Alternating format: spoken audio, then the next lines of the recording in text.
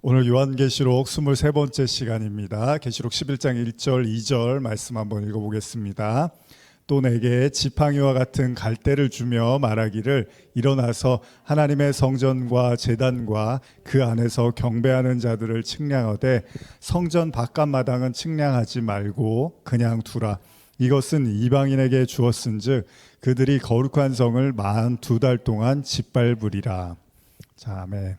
우리 지난 시간에 11장 1절하고 2절 말씀을 좀 나누다가 마무리를 했는데요. 급하게 좀 마무리를 했는데 이 내용이 뭐냐면 지금 읽으신 것처럼 성전 안에서 경배하는 자들과 바깥 마당에 있는 자들에 관한 이제 말씀입니다. 그래서 제가 지난 시간에도 말씀드렸지만 뭐 하늘에 있는 자들, 하늘 위에 있는 자들, 땅 아래 거하는 자들, 뭐 이런 내용, 하나님의 인치심을 받은 자들, 하나님의 인치심을 받지 못한 자들, 이런 내용들, 지금 또 성전 안에 있는 자들과 성전 밖에 있는 자들, 이런 내용들이 나오는데 염소는 왼편에, 뭐 양은 오른편에, 이 심판이잖아요. 다 어떤 기준, 하나님의 어떤 기준을 통해서 이제 심판받을 사람들과 구원받을 사람들에 대한 이야기인데, 지금 11장은 그것을 성전을 중심으로 안과 밖으로 말씀하고 있습니다. 제가 바깥에 대한 이야기를 좀 지난주에 나누다가 마쳤는데, 그래서 오늘 한 번 더 좀 나눠보고자 합니다. 성경은 성전 안이 아니라 성전 바깥에 거하는, 그 성전 마당에 거하는 자들에 대해서 이방인에 의해서 42달 동안 짓밟히게 될 것이다 라는 말씀을 하고 있습니다. 신약에서 이제 예수님이 심판에 관한 말씀을 하실 때 이제 바깥에 대한 이야기를 했고, 기억나시죠? 지난주에 마무리하다가 제가 그 내용을 빨리 좀 넘겼는데 조금 차근차근 다시 한번 나눠보겠습니다. 예수님이 마태복음 22장 13절에서 이런 말씀을 하십니다. 임금이 사환들에게 말하되 그 손발을 묶어 바깥 어두운 데 내던지라. 거기서 슬피 울며 이를 갈게 되리라 하니라. 바깥에다가 던지라, 이런 표현을 쓰고요. 그 다음에 마태복음 25장 30절에 예수님이 이 무익한 종을 바깥 어두운 데로 내쫓으라. 거기서 슬피 울며 이를 갈리라. 이런 내용이 이제 반복적으로 나오는데, 그러면서 우리가 지난주에 누가복음 13장 22절 이하의 말씀을 여러분과 좀 나눴었는데, 여기 보면 다시 한번 제가 읽어드릴게요. 예수님이 각 성, 그 마을로 다니시면서 가르치시면서 예루살렘으로 여행하실 때 어떤 사람이 이제 묻습니다. 주여, 구원을 받는 자가 적으니까? 이런 질문을 해요. 여러분은 어떻게 생각하십니까? 구원을 받는 자가 적습니까? 많을까요? 물론 사도행전을 보면 굉장히 폭발적인 성령 사건을 통해서 뭐 3,000명이 돌아왔다, 뭐 이런 내용 들으면 상당히 많을 것 같지만, 실제로 나중에 보면 이렇게 다 빠져나가고 바울이 나중에 뭐 감옥에 있거나 이럴 때는 별로 이렇게 몇 사람 되지 않는 것처럼 성경이 보여지죠. 근데 예수님은 어떻게 말씀하시냐? 이미 우리가 이제 노아의 방주나, 제가 예전에도 강조를 하지만 노아의 방주 사건에서도 온 인류, 예를 들면 온 인류가 이제 물론 심판을 받지만 구원받는 사람이 있었습니다. 근데 노아와 그 8식구만 구원을 받는다는 측면에서 사실은 구원받는 사람이 굉장히 적었어요.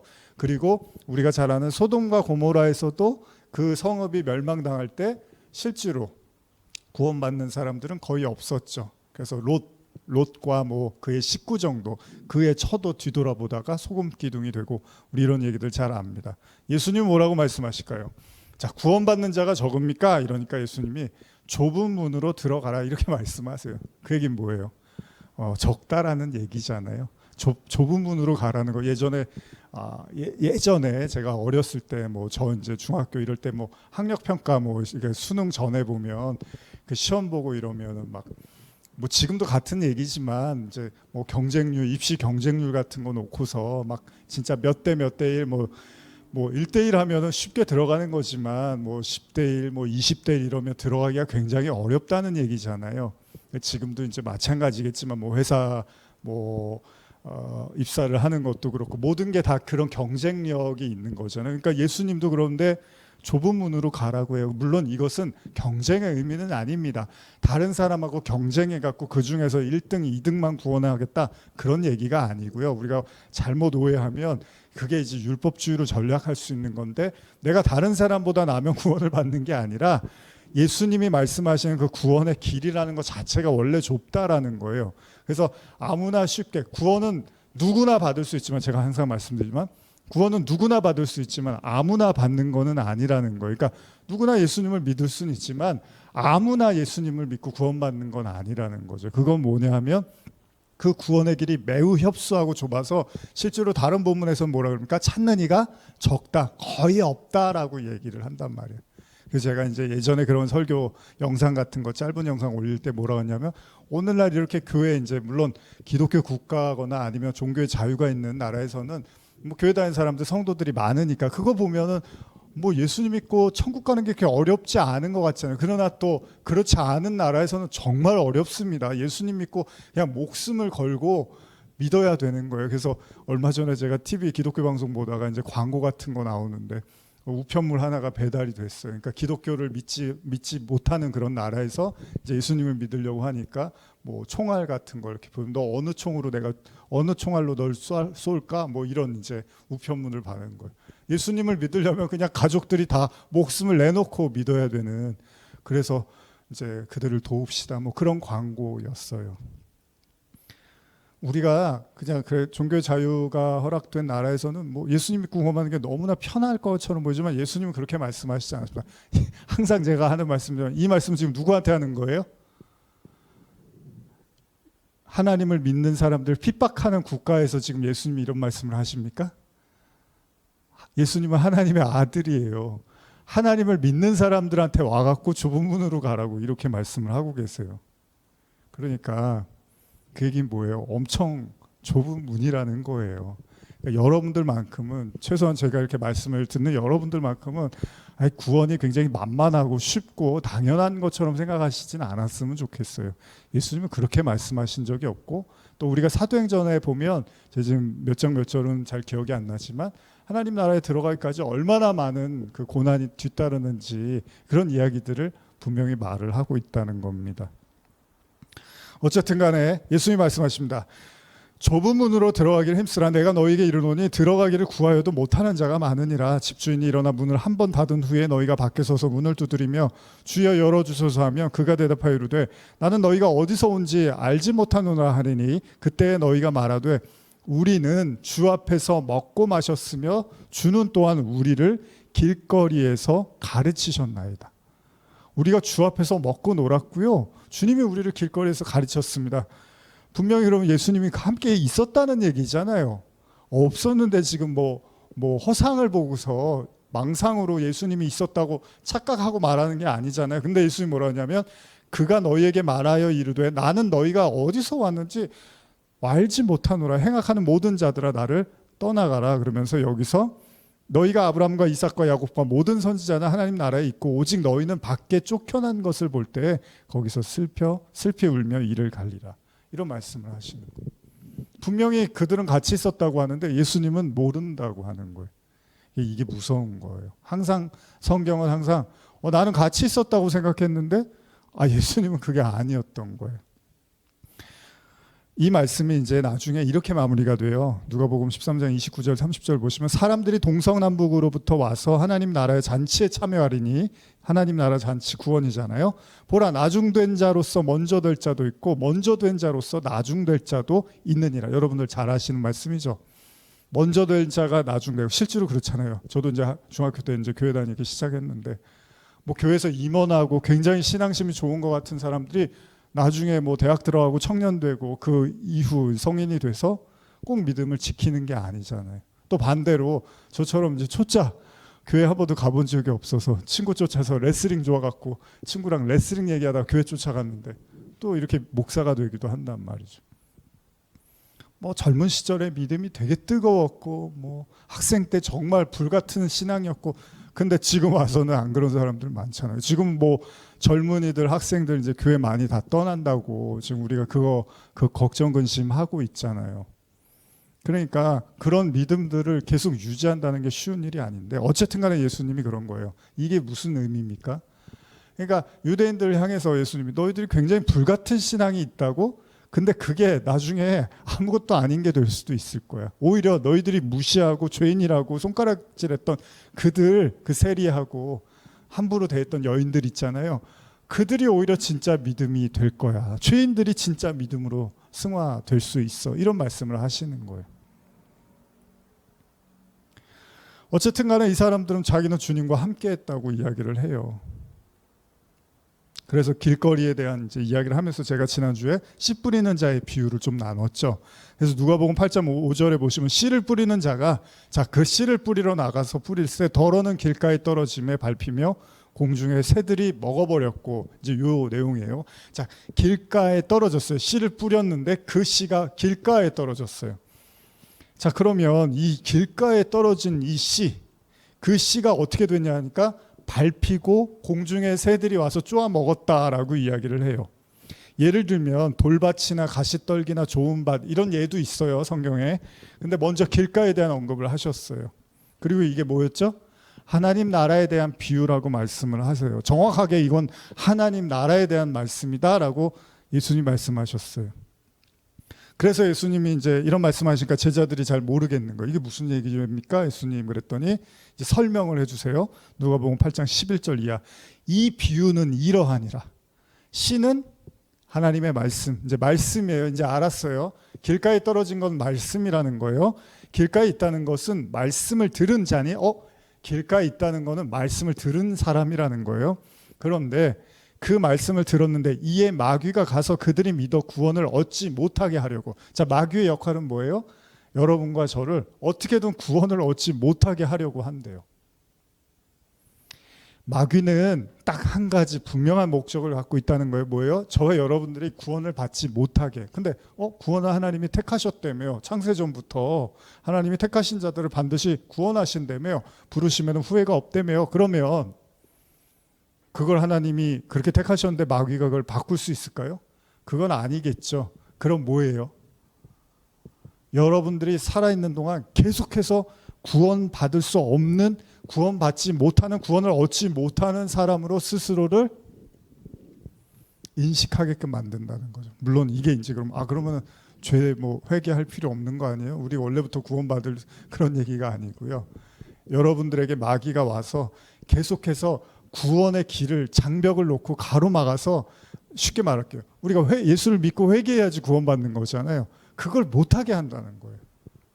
예수님을 믿지도 못하게 하고 또 회개하지도 못하게 하고. 그래서 우리 안에 그 진정한 그리스도가 나타나는 그 믿음의 그 정체성을 회복하지 못하도록.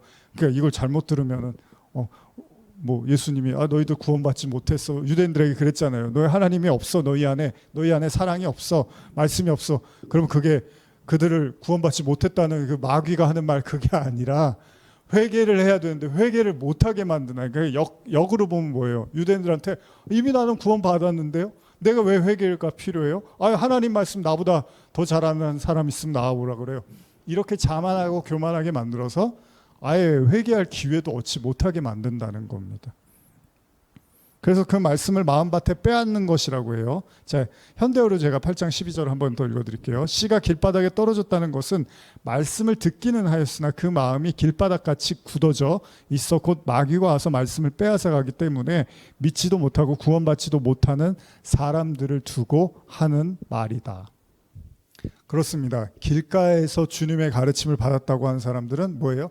들었는데 마귀에게 빼앗겼다라는 거예요.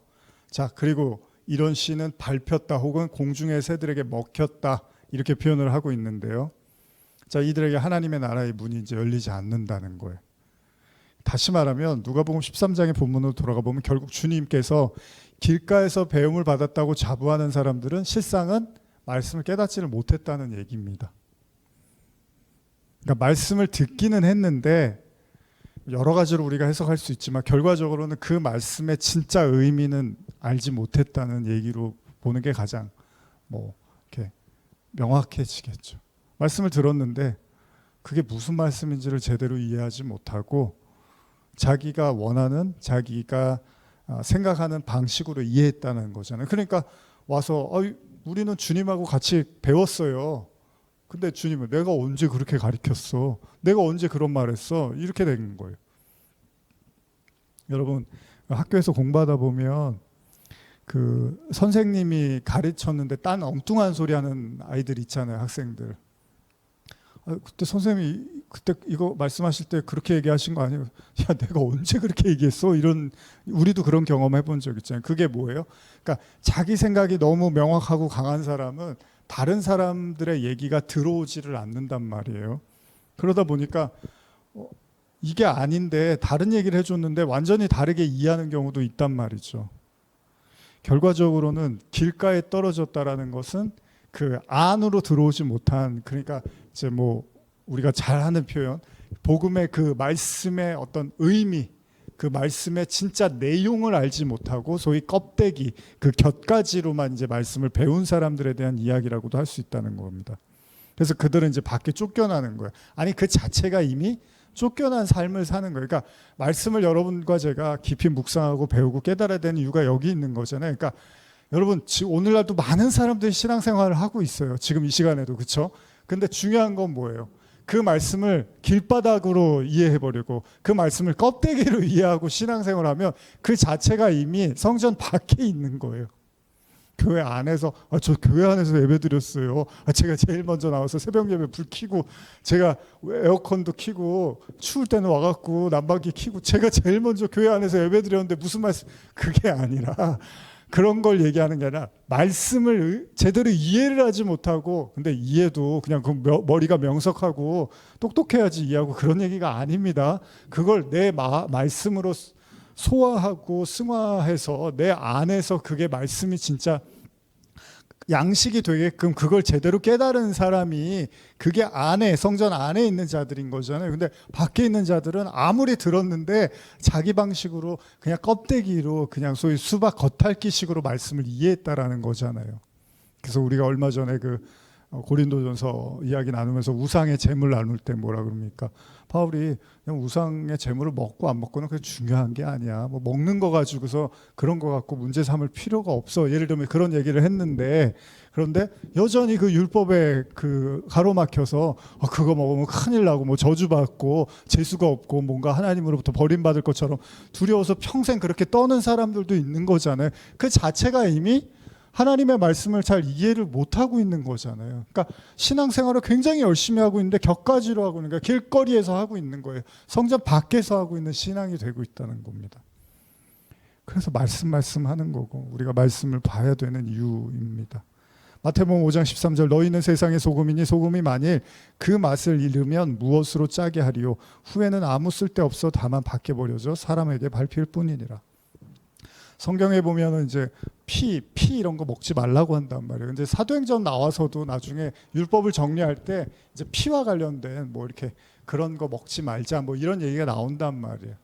근데 어쨌든 간에 구약에서는 이제 피를 절대 먹으면 안 된단 말이에요. 피는 생명이라고 했으니까. 근데 뭐 선지국이라든지 뭐 순대도 좋아하시고, 그런데 만약에 여러분들이 이제 그거에 대해서 여러분들이 별 생각을 안 하시니까 자유롭지만 어떤 사람이 거기에 딱 꽂혀봐요. 그러면 이제 순대 볼 때마다 선지 볼 때마다 저거 먹으면 안 되지, 저거 죄지, 저거 큰일 나지 이런 생각을 한단 말이에요.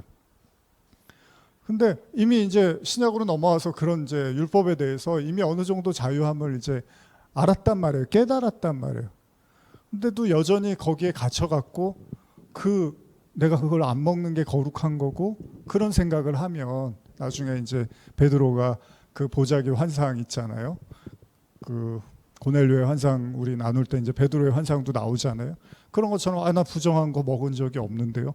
나 한 번도 부정한 거 먹은 적이 없어요. 그러면 3번이나 하나님의 그 명령을 거절하잖아요.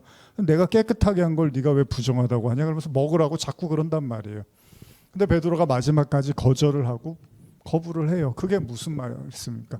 하나님의 말씀이 지금 떨어졌어요. 그죠? 뭐라고요? 먹으라고. 근데 베드로가 그걸 격가지로 그냥 길바닥에다 던져버리는 거예요.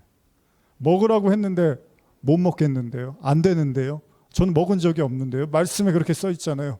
그러니까 하나님의 말씀이 바닥으로 떨어져 버리는 거죠. 말을 안 듣는 거죠. 베드로가 지금. 그럼 어떻게 해요? 그 말씀은 베드로에게 효력을 잃어버리게 되는 거죠. 그게 뭐예요? 바닥에 떨어져서 사람들에게 밟히는 소금이 되는 거예요. 흙이 돼버리는 거죠. 원래 소금이 짜게 하는 역할을 해야 되는 건데 그 말씀을 소금으로 받아들이지 못하고 빛으로 받아들이지 못하니까 소금이 이제 길바닥에 뿌려지는 격이 되는 거죠. 뭐 저도 이제 교회에 있다가 뭐 차를 예를 들면 차 마시려고 하다가 이렇게 이제 가루 같은 거 율무차나 뭐 이런 거 있으면 이렇게 이제 컵에다가 가루 탈탈탈 털어갖고 잘 넣어야 되잖아요. 근데 이제 뭐 바람이 분다거나 조금 이렇게 조준을 잘못하면 이제 가루들이 바닥에 떨어지잖아요. 그럼 어떻게 되죠? 불어서 버려야 되는 거잖아요. 길거리에 떨어지면 바닥에 떨어지면 그것까지 담아서 먹는 분도 계시겠지만 그건 먼지하고 같이 먹어야 되잖아요. 어쨌든 여러분들 뭐 먹다가 바닥에 떨어졌는데 주워 먹지는 않잖아요. 요즘은 예전에는 후하고 퇴퇴퇴하고 막 먹고 그랬는데 요즘은 안 먹죠.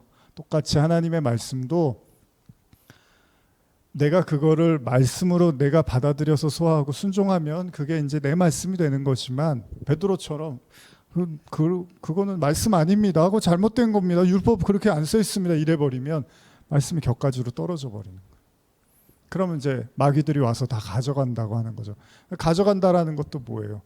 하나님이 말씀을 주실 때는 그 사람에게 어떤 축복과 사랑과 연단과 또 그 사람을 훈련시키기 위한 의미에서 이제 말씀을 주신 건데 그걸 그냥 던져버렸어. 바닥에다 던져버렸어.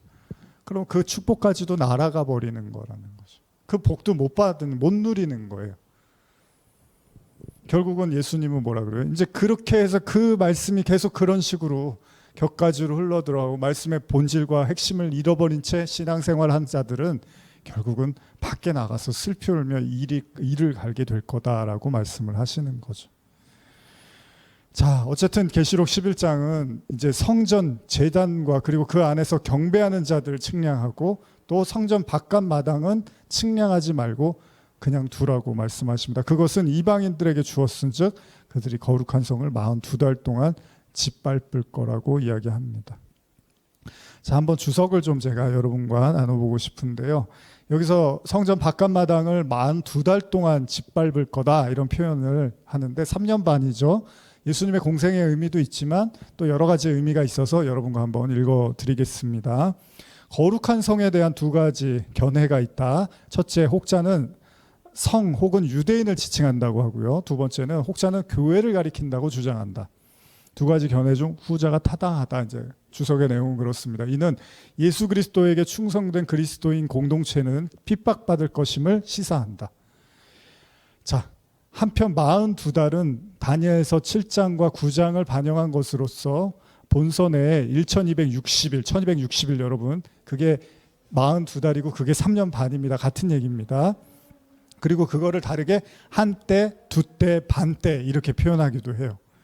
그래서 여러분들이 많이 들어보신 이름, 그 악명 높은 그 하나님의 사람들을 핍박했던 왕 안티오쿠스 에피파네스가 하나님의 성소와 유대인들을 핍박하는 것에 대한 내용이 있는데 거기에서 그 시간들이 이제 맞아 떨어진다는 거예요.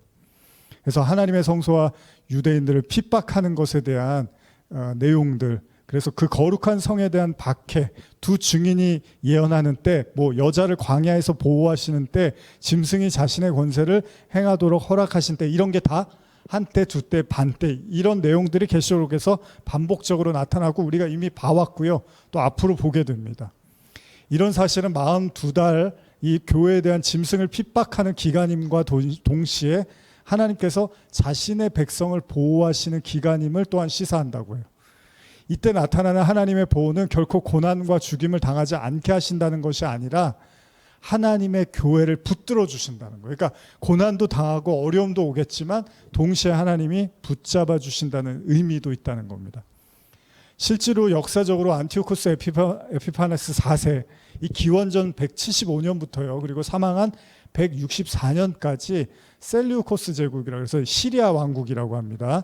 여기서 이제 바실레우스라고 하는 군주라고 하는데 이 안티오코스 에피파네스가 실제로 성전과 유대인들을 3년 반 동안 무지하게 괴롭힙니다. 그래서 정말 고통을 많이 당하고 아주 그 역사들이 대단합니다. 그래서 굉장히 반복되는 내용들은 우리가 이제 들어왔는데 이런 42달에 대해서 과거 의미든 미래적 의미로든 이제 생각할 수 있겠지만 중요한 건 뭐죠?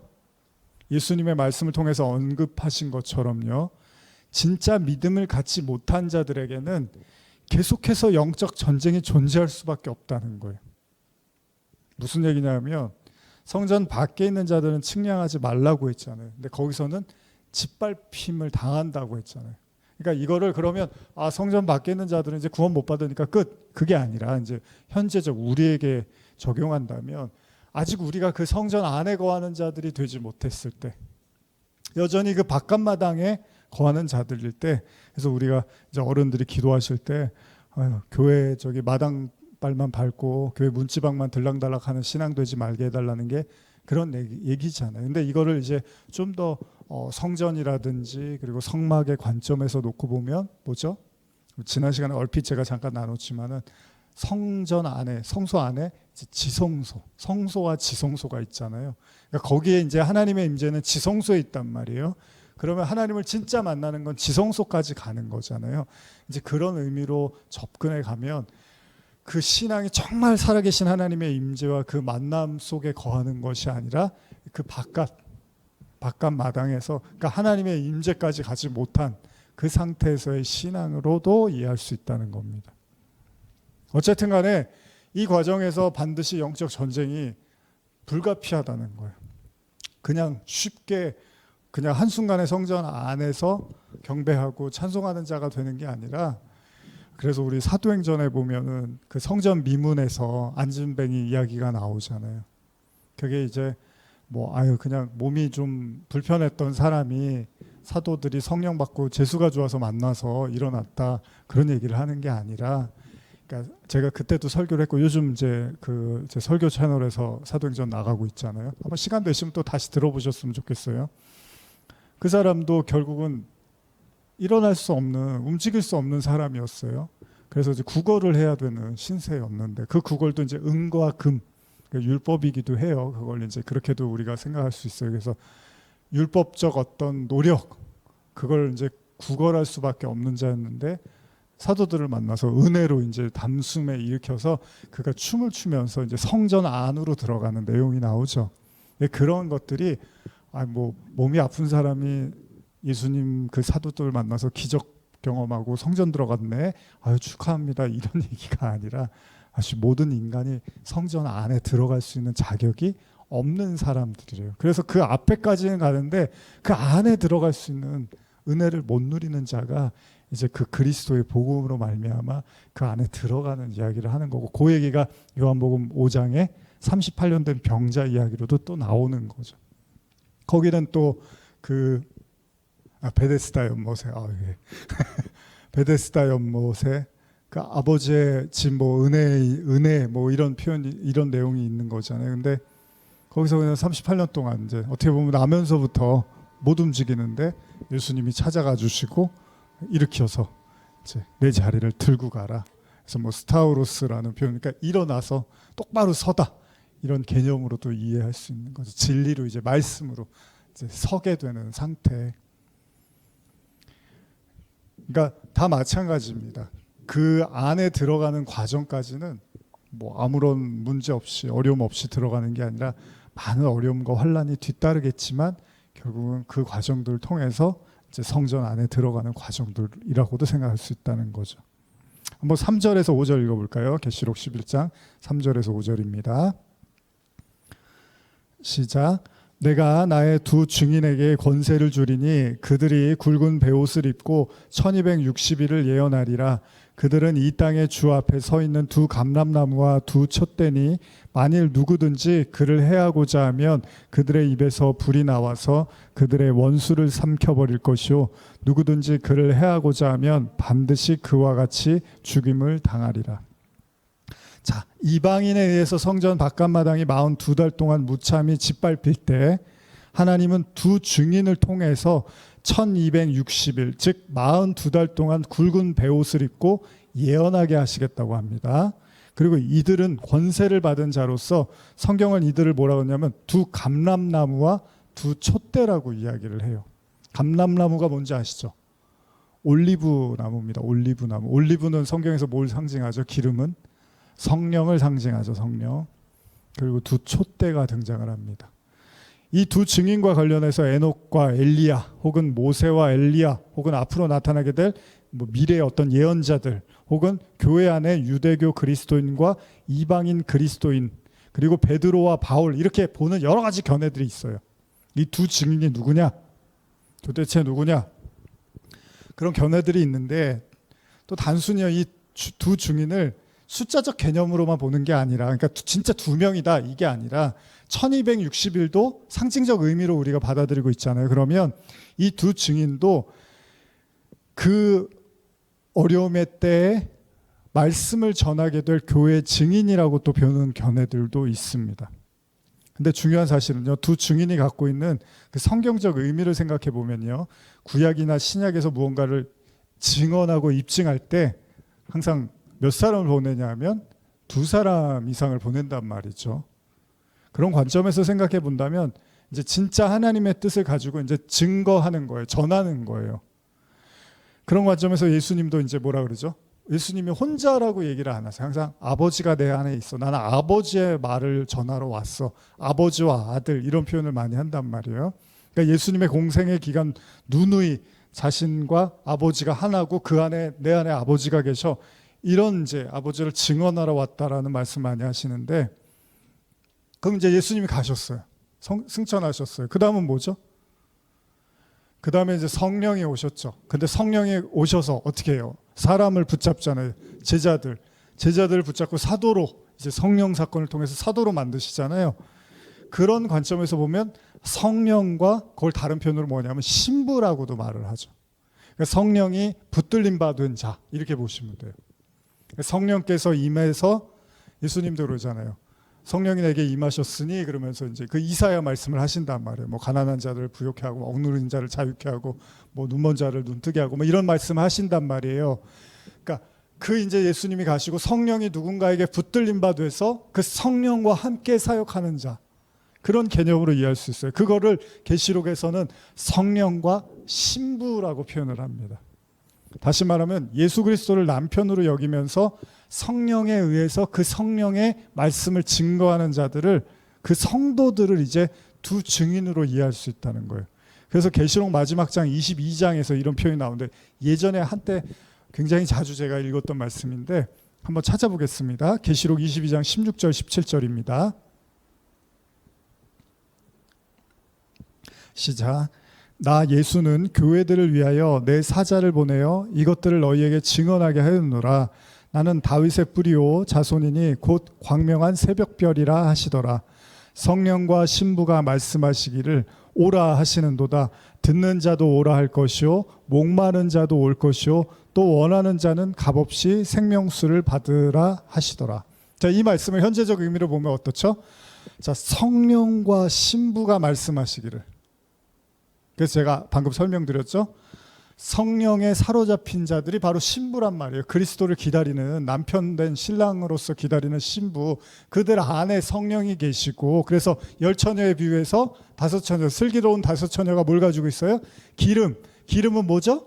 성령, 그쵸? 그러니까 성령의 신부, 그래서 성령과 신부, 그러니까 미래적 개념으로 생각하지만 마십시오. 지금도 그 성령에 의해서 그 신부로서의 그 역할을 하고 있는 자들이 말한대요. 뭐라고 말하냐면 오라, 듣는 자도 오라, 목마른 자도 오라, 원하는 자도 오라. 뭐라고요?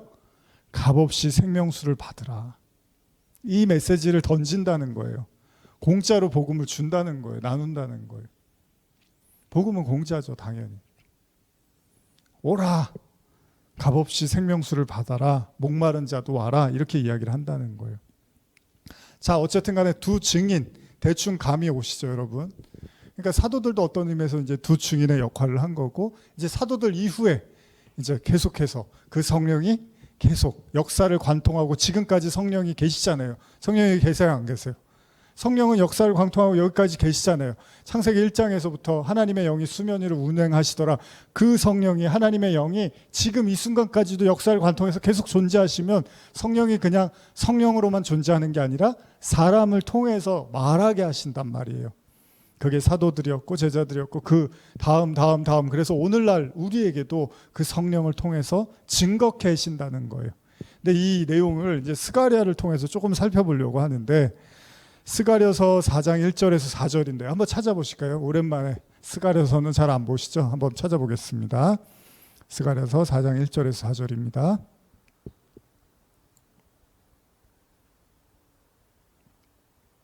찾으셨으면 한번 읽어보겠습니다. 시작.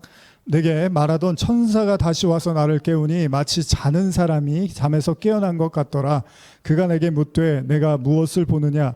내가 대답하되 내가 보니 순금 등잔대가 있는데 그 위에는 기름 그릇이 있고 또 그 기름 그릇 위에 7 등잔이 있으며 그 기름 그릇 위에 있는 등잔을 위해서 7 관이 있고 그 등잔 대 곁에 2 감람나무가 있는데 하나는 그 기름 그릇 오른쪽에 있고 하나는 그 왼쪽에 있나이다 하고 내게 말하는 천사에게 물어 이르되 내 주여 이것들이 무엇이니까 하니.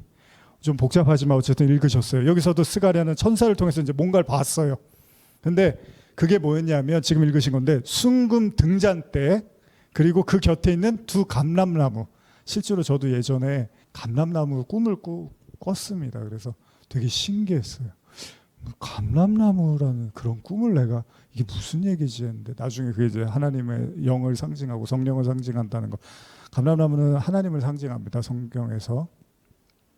어쨌든 간에 그런 꿈을 꾼 적이 있었는데 자, 지금 보고 있는 계시록 11장 4절에서 2 감람나무와 2 촛대에 관한 내용과 굉장히 흡사합니다.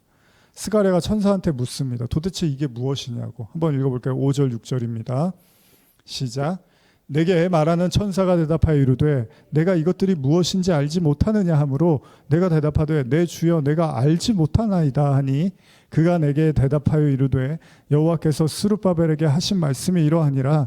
만군의 여호와께서 말씀하시되 이는 힘으로 되지 아니하며 능력으로 되지 아니하고 오직 나의 영으로 되느니라.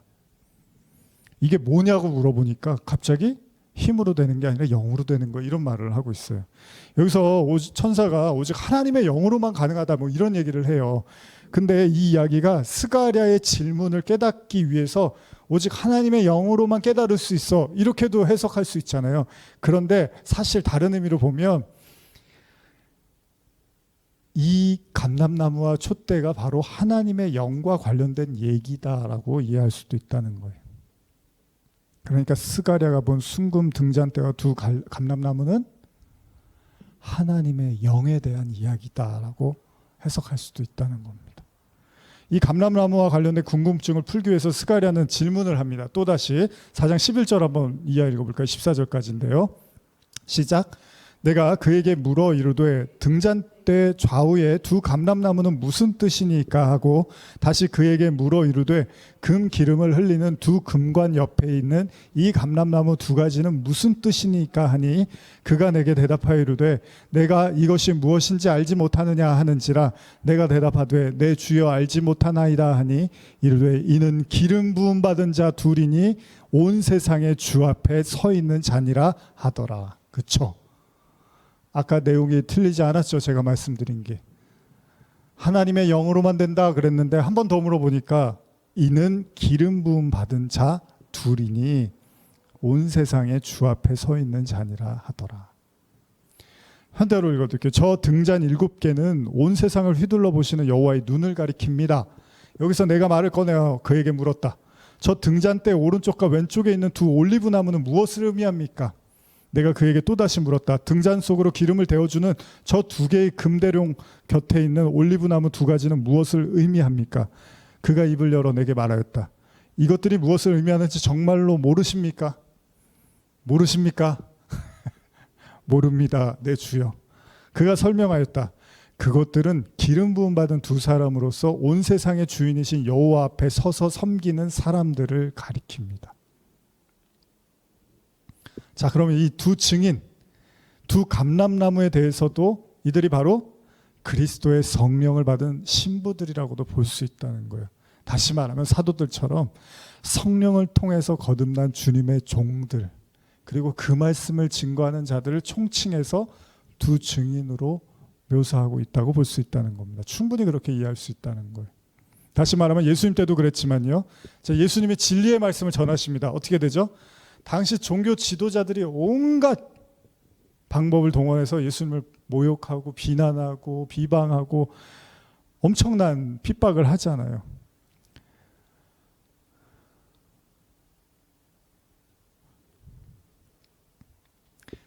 예수님이 성전이시고 하나님이시고 하나님의 아들이라고 아무 문제 없이 복음을 전하지는 않았어요. 그렇죠? 아까 성전 안과 밖, 그래서 그 밖에는 밟힘을 받는다고 했잖아요. 성전 안에 있는 자들은 안전한 것 같지만 그럼 예수님은 성전이시고 하나님이신데 그래서 증거하잖아요. 복음을.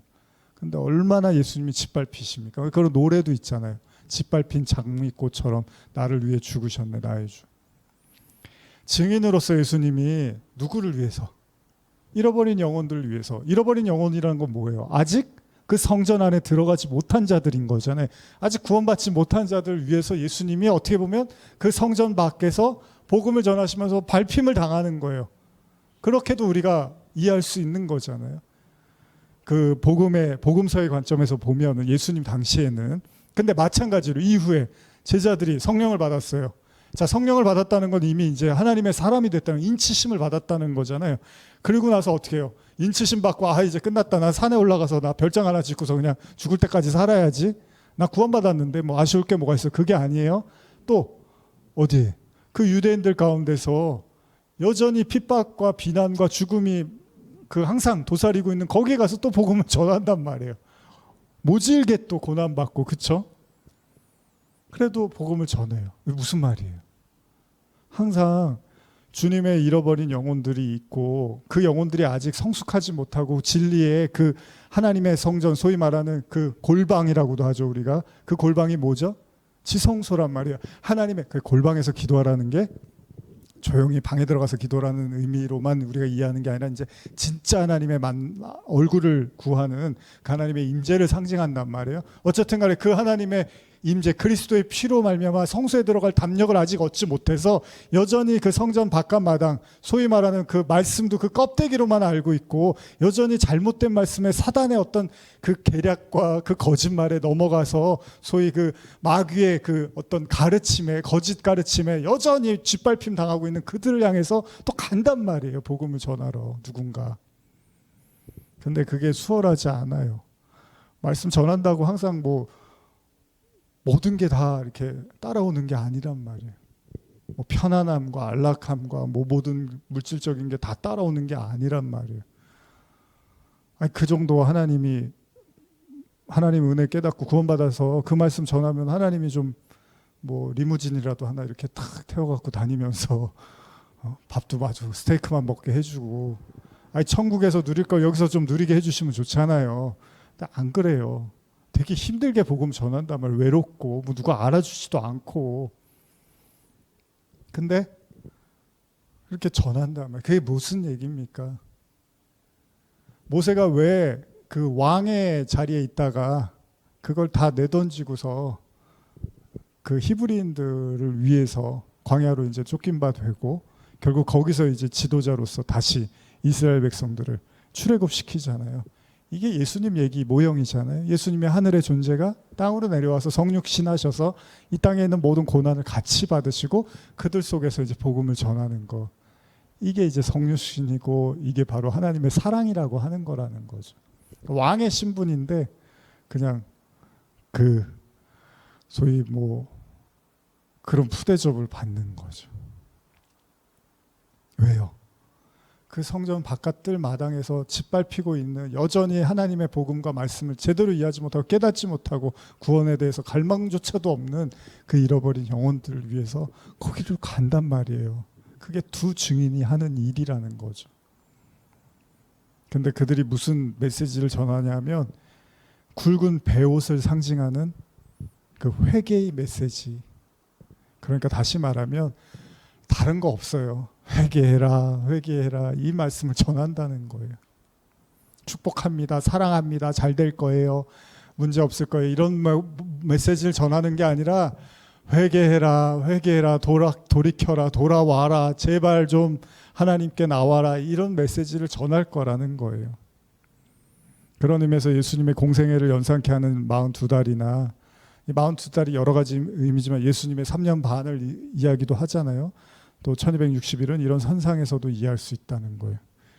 예수님의 공생애 내내 따라다녔던 박해와 모진 핍박이 있었지만 예수님은 꿋꿋이 그냥 아버지의 뜻을 전하십니다.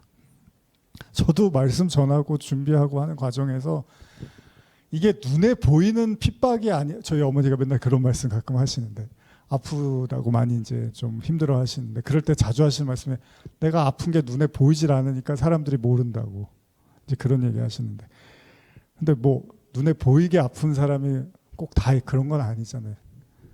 안 보이게 아픈 사람도 많잖아요. 뭐 어머니뿐만 아니라. 근데 이제 어머니 서글프니까 이제 그런 말씀을 하시는데 뭐 이해는 가요. 근데 마찬가지예요. 꼭 눈에 보이는 핍박이 아니어도요, 눈에 보이지 않는 핍박도 많이 있습니다. 말씀을 전하고 사역을 하다 보면 겉으로 봤을 때는 별로 뭐 어려움이 없어 보이고 뭐 큰 문제가 없어 보이는 것 같아야 보일 수도 있지만, 뭐 여러분도 마찬가지입니다. 근데 눈에 보이지 않는 핍박도 많이 있는 거예요. 그래서 여러분 팔복에 보면은 그 하나님의 말씀으로 인해서 박해를 받는 자들이 복이 있다고 하잖아요. 그게 이렇게도 여러분이 이해하셔야 돼요. 하나님의 이제 은혜를 받고 말씀을 전하면 박해가 있을 수도 있고 없을 수도 있는 게 아니라 박해는 항상 따르게 돼 있습니다. 그게 뭐 이 당시처럼 정말로 이렇게 기독교인들 잡아갖고 죽이고 이렇게 하는, 지금도 물론 그렇게 하는 데들이 있지만 그런 박해가 아니더라도요. 여러분 아브라함 이야기에서 보면 이스마엘하고 이삭 이야기에서 나중에 뭐라고 해요? 바울이 항상 약속의 자녀를 종의 자녀가 괴롭힌다고 하잖아요. 그러니까 누가 실제로 막 욕하고 괴롭히고 하지 않아도요, 항상 이 세상이 말씀을 전하는 사람들을 가만히 내버려 두지 않아요. 다양한 형태로. 그게 무슨 낯을 들고 곡괭이를 들고서 따라오고 괴롭히지 않아도 여러 가지 형태로 무시당하고, 여러 가지 형태로 비난받고, 여러 가지 형태로 조롱당하고, 여러 가지 형태로 무관심하게 사람들에게 어떻게 보면 무시당하고, 이런 것들이 여러 가지 형태로 나타나게 돼 있다는 거예요. 그래서 복음을 전하는데 넌 박해가 없잖아, 야, 너는 사역하는데 뭐 큰 문제 없잖아.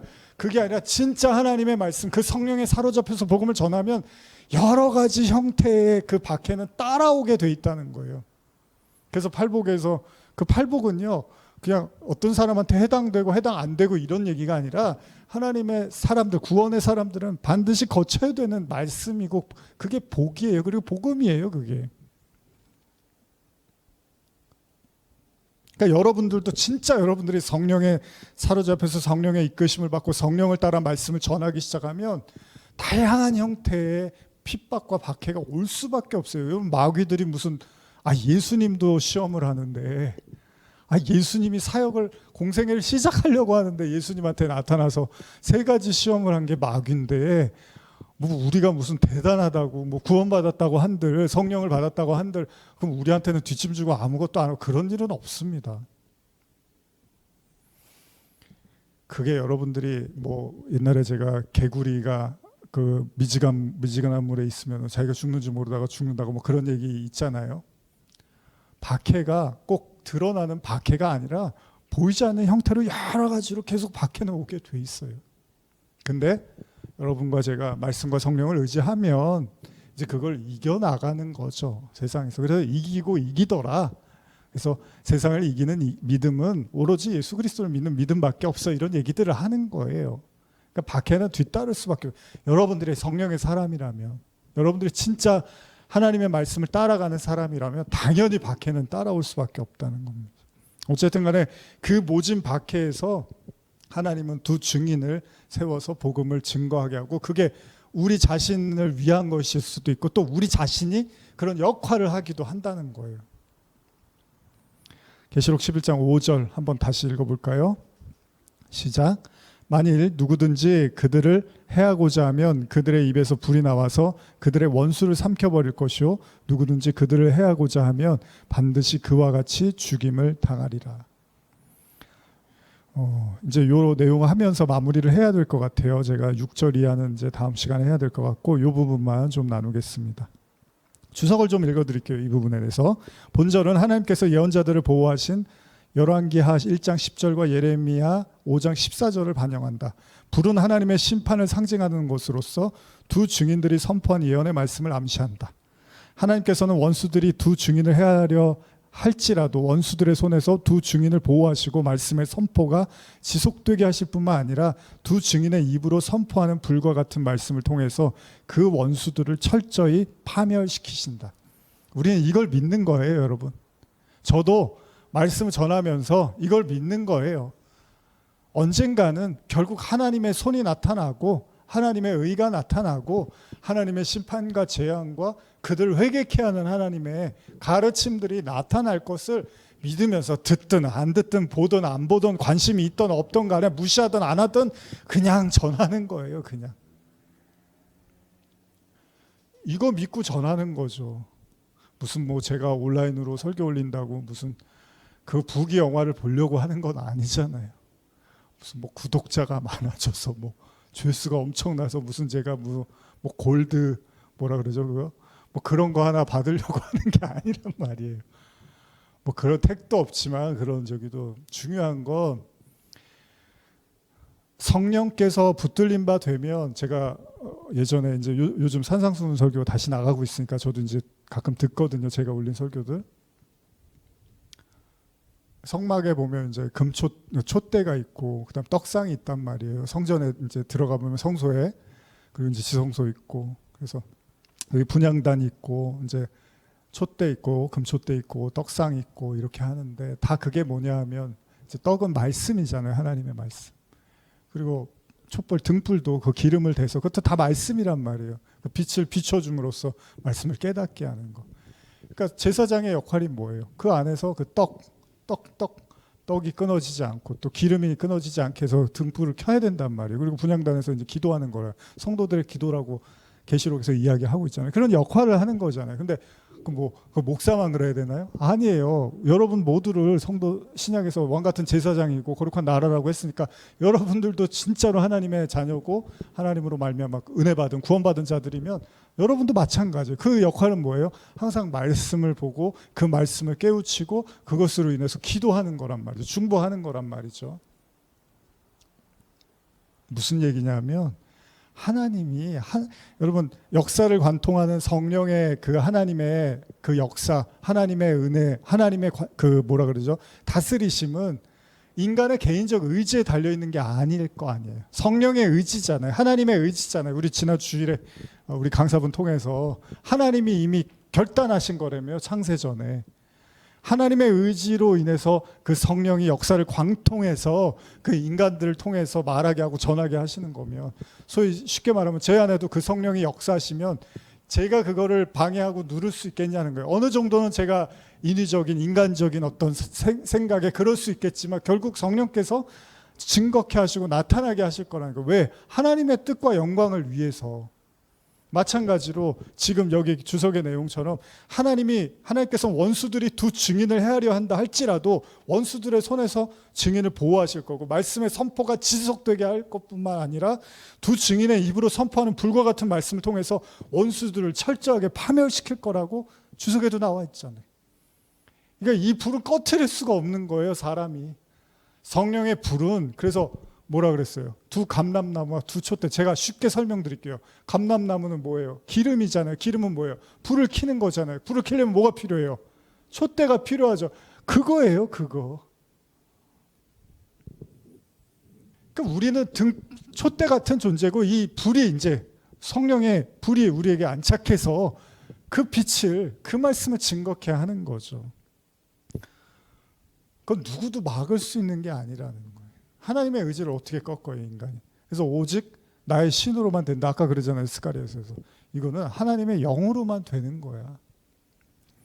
열왕기하 1장 10절 엘리야가 50부장에게 대답하여 이르되 내가 만일 하나님의 사람이면 불이 하늘에서 내려와 너와 너의 50명을 살을지리로다 하매 불이 곧 하늘에서 내려와 그와 그의 군사 50명을 살랐더라. 이제 이 내용들을 주석에 이제 인용한 구절입니다. 예레미야 5장 14절 그러므로 만군의 하나님 여호와께서 이와 같이 말씀하시니라 너희가 이 말을 하였은즉 볼지어다 내가 내 입에 있는 나의 말을 불이 되게 하고 이 백성을 나무가 되게 하여 불사르리라. 이런 이야기를 해요.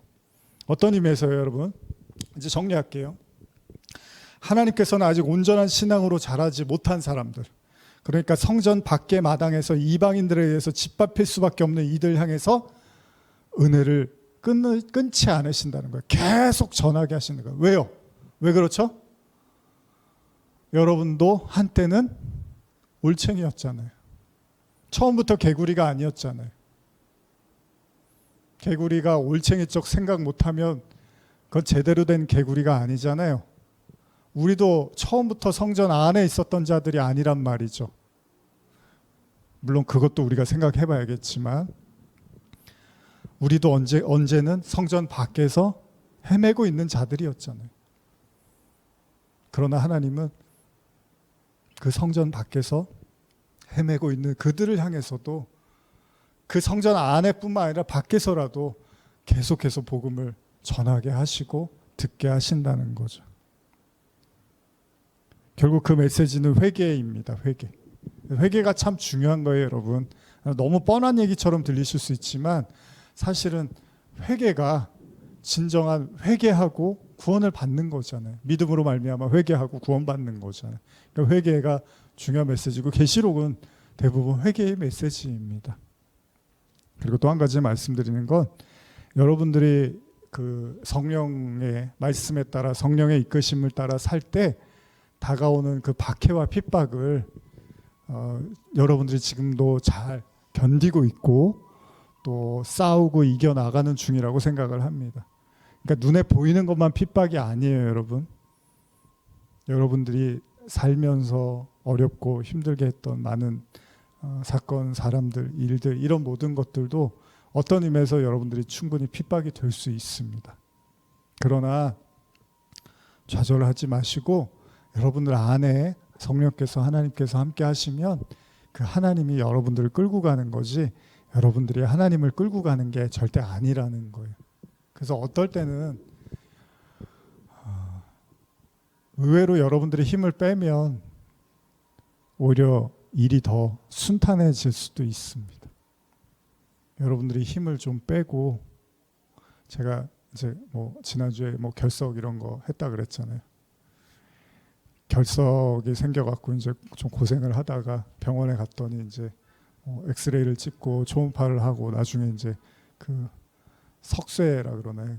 쇠석술 그것까지 이렇게 하는데 제일 많이 들었던 얘기가 뭐냐면 힘을 빼세요 그러더라고요.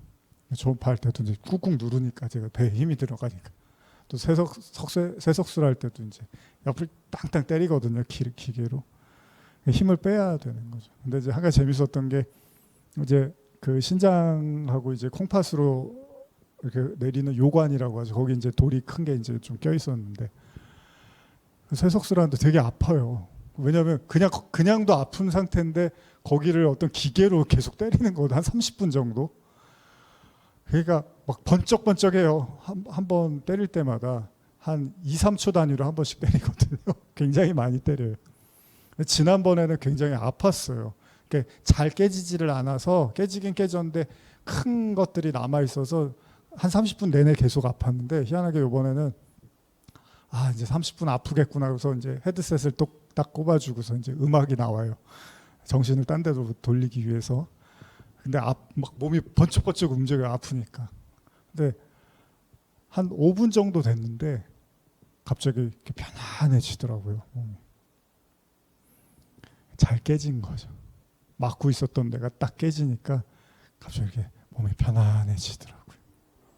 그래서 나중에 이제 그 돌 이렇게 보는데 사실 그 5mm, 6mm 이런 얼마 안 되잖아요. 그거 하나가 이렇게 사람을 힘들게 할 수 있구나. 이 돌 조각 하나가 그런 생각을 하면서 되게 딱 깨지고 나서 편안한데 정말 이렇게 그 기계가 막 때리는데도 그냥 잠을 자도 되겠다 할 정도로 편안해지더라고요. 그래서 그 순간 참 뭔가 이렇게 굉장히 뭐랄까요 그런 환희를 느꼈던 순간적인 그런 시간인데 물론 아프니까 힘을 주겠죠 우리가. 아프니까 여러분들 힘들고 아프니까 힘이 들어가는 거예요 자꾸. 근데 하나님이 여러분과 저를 이렇게 만지고 계신다면 우리가 하나님을 끌고 가는 게 아니라 하나님이 우리를 끌고 가시는 거라면 조금 힘을 빼도 필요하면 하나님이 깨주시기도 하고 좀 보듬어 주시기도 하고 은혜를 주시지 않을까 생각을 해봅니다. 하나님께 여러분들의 또 삶을 맡기고 또 우리에게 주어진 이 신앙의 여정을 그 하나님의 사랑을 바라보며 아무리 원수 마귀가 우리를 구원에 이르지 못하도록 방해하더라도 주님은 또 증인을 보내실 거고 우리에게 말씀하실 거고 우리를 생명의 길로 이끄실 줄 믿습니다. 기도하시겠습니다. 하나님 감사합니다. 오늘 많이 더웠는데 우리 성도님들 이렇게 또 발걸음해서 말씀 듣습니다. 오늘 이 말씀이 좀 마치 몸 안에 있었던 돌멩이가 깨지는 듯한 그런 은혜와 치료의 말씀 되게 하시고 혹시나 너무 삶에 다가오는 영적 전쟁들 때문에 혹은 여러 가지 풀리지 않는 기도 제목 때문에 답답하고 힘들었던 마음들이 있었다면 이 시간 하나님이 주시는 안심과 또 편안함과 은혜 가운데 모든 걸 맡기며 나갈 수 있도록 주님 인도하여 주시옵소서. 감사드립니다. 예수님의 이름으로 기도합니다. 아멘.